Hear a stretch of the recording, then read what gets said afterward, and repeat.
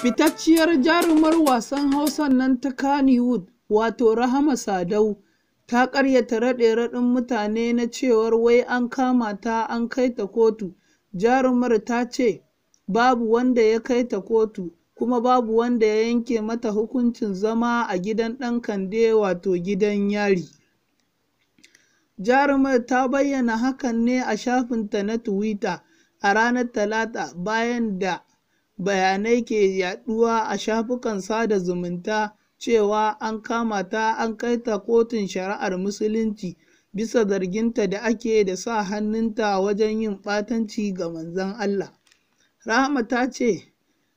ba ta san inda wannan labari ya fito ba, sabida haka tana kira ga mutane da su daina yaɗa labarin ƙarya wanda ba yi da makama balantana tushe.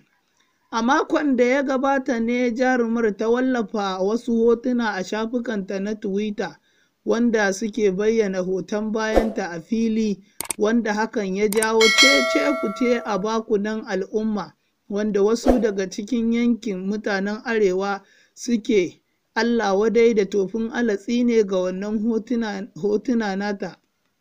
wanda wasu kuma daga yankin kudanci suke yabon hotunan nata, wanda har ya kai ga wani ya yi rubutu a ƙarƙashin hoton nata inda yake nuna ɓatanci ga Manzon Allah. Da faruwar hakan, jarumar ta fito ta ba da haƙuri, sannan kuma ta goge dukkanin hotunan nata.